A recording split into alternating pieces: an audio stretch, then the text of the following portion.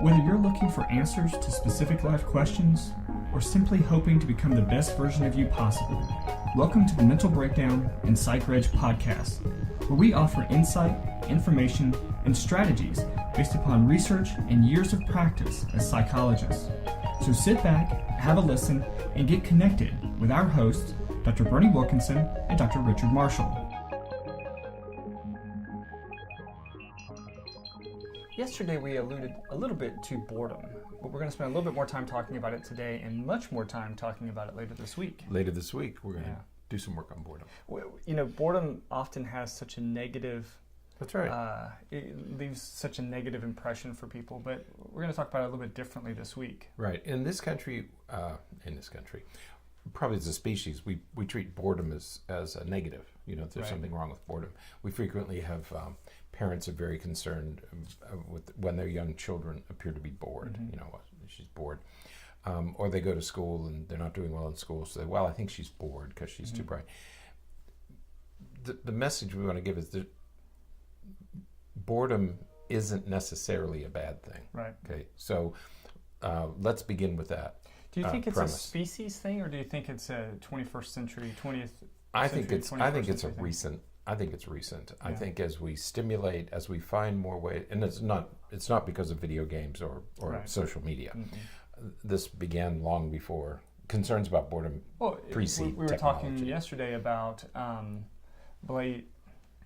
His name just Blaise Pascal. Mm-hmm. And he certainly wasn't recent. No. And he talked about the same thing. He preceded cell phones. And so... a little bit. A little. Even you preceded cell phones. That's right.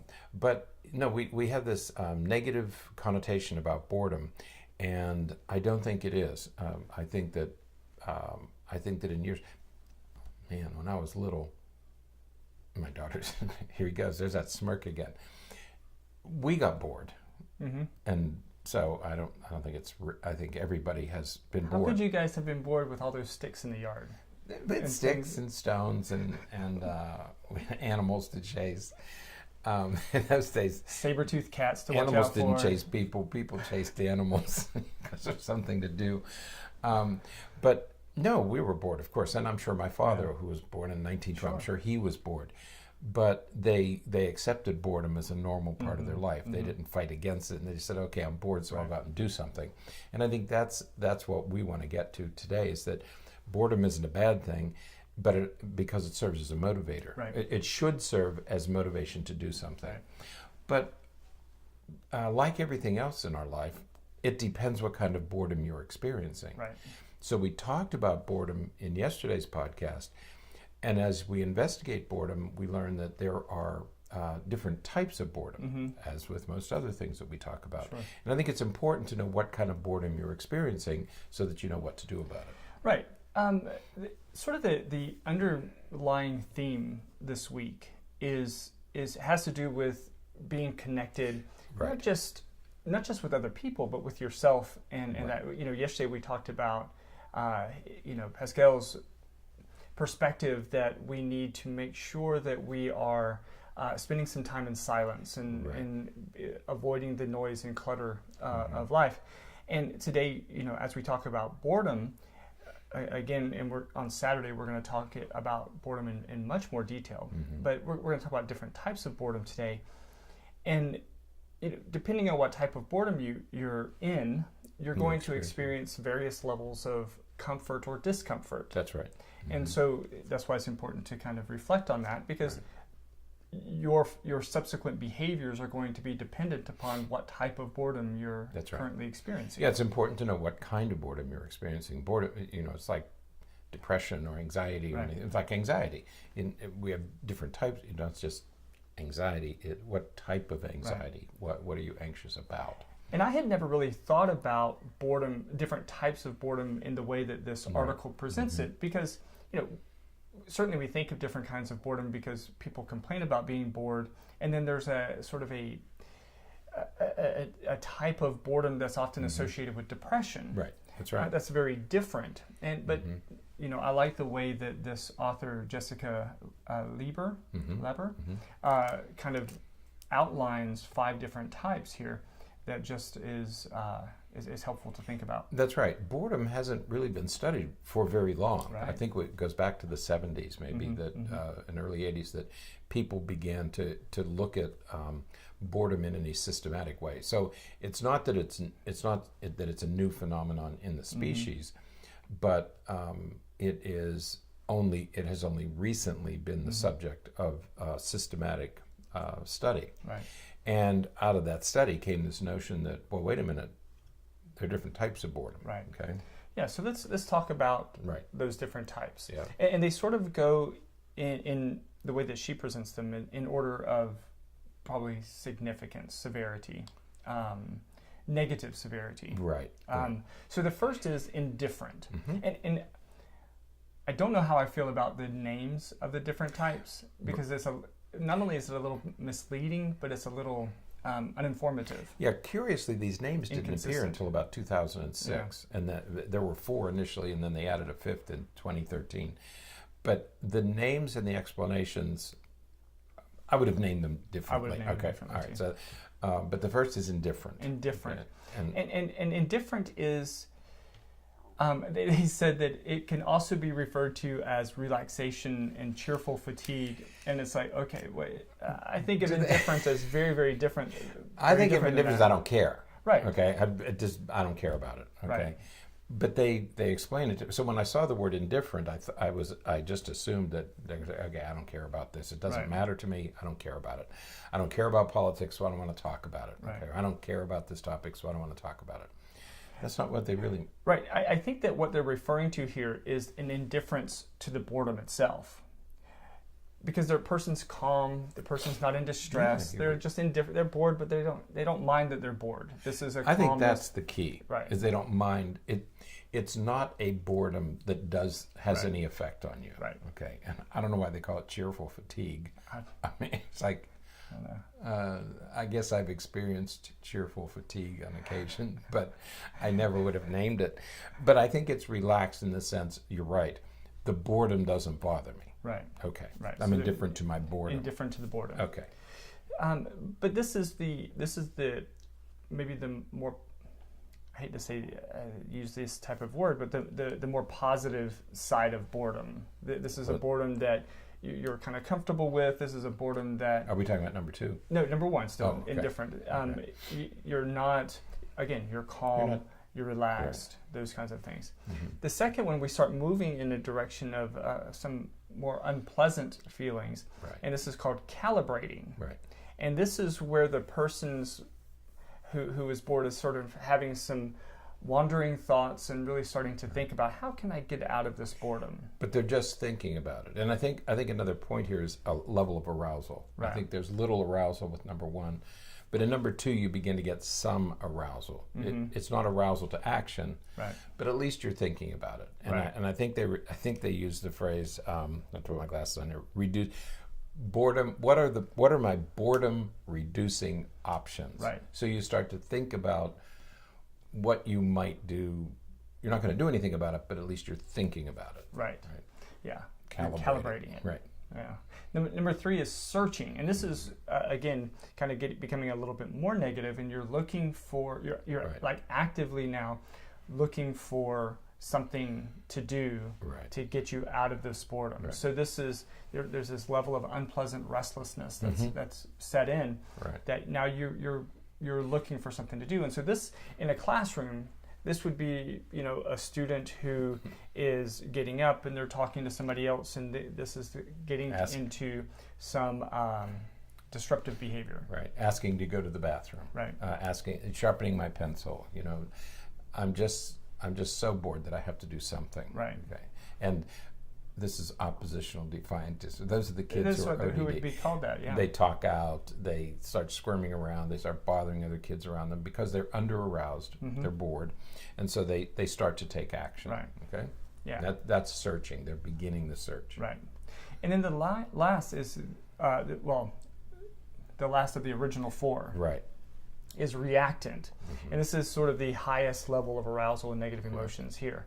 And so this is the person who is in such a state of boredom that they are actively they have a strong motivation to get out of this situation, this circumstance. There's a wonderful picture with this article of two girls, obviously sitting in a college classroom, and one just looks completely disinterested, and the other has her head lying down on the desk. Like she's asleep. Like she's asleep, or she's like ready to die. Yeah.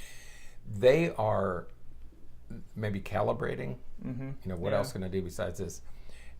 But they're not yet searching. They're not getting up out of their seats. Right. They're not really doing anything about it. Right. Okay. They're willing to sit there somewhere between calibrating and searching. But they're probably just searching, probably thinking about something else. Yeah. Today, if you get bored, you typically go on the internet and start looking around for stuff. But you can see the boredom. Right. But they're not so highly aroused that they're going to do anything about it. So they're not at the searching stage. Right. But and the searching stage, and then of course the reactant stage that follows, those are probably stages that people arrive to prevent falling asleep. That's right. That's we have to do something, or else we're going to. I say that when I do my talks, I talk about ODD. You and I are not big fans of ODD, right? Okay, and I think what research has said to us, shown us about kids with ODD, is that they happen to have under-aroused nervous systems. Right. They have lower heart rate, lower cortisol, and so they have under-aroused nervous systems. You're not allowed to sleep in school. You're not allowed to sleep in class. And so the brain says, you're going to fall asleep if you don't get up and do something. If you don't stand up and move around or talk or do something. And I think many of these kids who get this diagnosis of ODD are simply under-aroused. They don't mean to be disruptive or disrespectful, but they know they can't go to sleep, so they get up and move around while they're breaking rules. So now they become ODD. Right. Okay. Exactly. And it may just be under-aroused. But reactant is you're going to do something. You're actively doing something. You're motivated. Because, and what I like about this idea of boredom and motivation is that motivation is a function of deprivation. Right. And so the more deprived you feel, the more motivated you are. Right. So the higher your boredom, the more likely it is you're going to be motivated to do something about it. Right. And before we get to the last one, right, I want to stop there, because that, I think, is a critical point that we're going to touch on Saturday later this week. We're talking about sort of the emotions related to the boredom itself. That's right. How the person that's experiencing boredom feels about the boredom. Right. Okay? When you're in the reactant phase, or the calibration phase, or one of these other searching or something, the idea there could potentially be, I need to find something to do. Right. And so this, as you said, this could serve, this boredom could serve as a motivating factor. Right. And so it's not that boredom in these cases is like a horrible thing. That's right. Because this is a situation where boredom could serve as a driving force, or as a triggering force to actually start doing something. That's right. And the first question is, how bored are you? Right. Are you just bored? Are you bored enough to get up and start to do something? If you're not, if you're a parent and your child isn't bored enough to do something, don't worry about it. That's low-level boredom. Right. It's not a problem. If your child is at level 4 or higher, then you may want to attend to it, whether you're an adult or a child. So know the type of boredom you're dealing with. If it's just, I'm bored and I want to be entertained. Right. But if they're bored enough to where they're, I think teaching people how to deal with their boredom, so that when they get to the point of being reactant or searching, that they search for something more appropriate, more positive to be doing, as opposed to and you can say it becomes a teachable moment again. Right. You can say, well, sweetheart, you're just bored right now, so here are some of the things that people do when they're bored. Right. Not here's what you can do. Here's what some of the things that people do when they're bored. Right. But in 2013, we added a fifth. And right? that one's called apathetic. Apathetic. And this is the one that I was referring to earlier when I was talking about depression. Right. The boredom associated with depression. And this is very unpleasant feeling, but it's also associated with low arousal. You were talking earlier about, as we were getting through the first 4, the person's brain is likely becoming more and more aroused. That's right. It's wanting to be active. It's wanting to do something. Here we're getting to a really serious level of boredom, but the brain is not aroused. That's right. You know, so it's not looking for any escape. It's just, and so we get into those issues of like learned helplessness and that kind of thing, because this is my lot in life. I'm never going to be able to do anything different, and this is when we get into those depressive types of cognitions. I think Eeyore had apathetic boredom. I would think so. Yeah.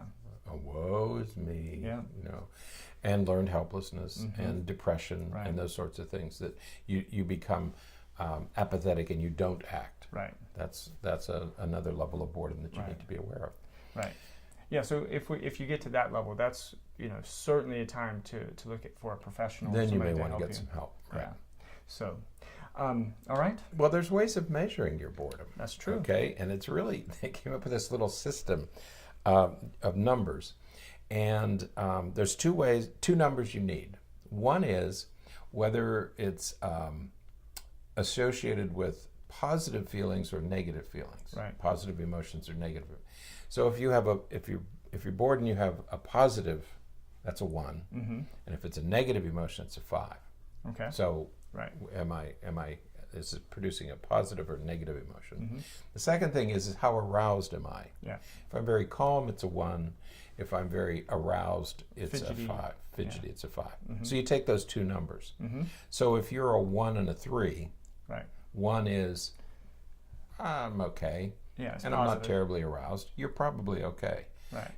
But use those numbers to gauge. Like, 2 and a 1, what they say in the article is a 2 and a 1. So 2 would be positive emotion, and 1 would be very low arousal. That would be indifferent. Right. Okay. Yep. So you can label your boredom by using those two numbers in some combination. Yeah. Neat way to do it. So if you, the article's available, you can look it up. Yeah. Use those numbers, figure out what kind of boredom you have or people around you have, and work from there. Yeah, absolutely. But it's really a good way to think about boredom, because we tend to think of it as a monolithic, as a singular entity, and it isn't. It has these at least 5 types in various aspects. Right. So. And it manifests differently in different situations. That's right. So. Right. Certainly not a problem. Boredom can be a force for good. Not a absolute problem. That's it's not always a problem. Sometimes it is, but not always. Right. Yeah. Okay. All right. Until next time, stay happy, stay healthy, and forget to be afraid. Thanks for sharing this episode of the Mental Breakdown and Psychreg podcast. Be sure to check out the show notes for links to follow us on Twitter and subscribe to our YouTube channel, where you will find all of our previous podcasts and much more. We would be honored if you would become a patron through patreon.com, where any donation you can manage will go to the development and creation of more content. Just visit patreon.com/thementalbreakdown for more information. Thanks again for listening. Have an awesome day, and we look forward to being back in your feed tomorrow morning.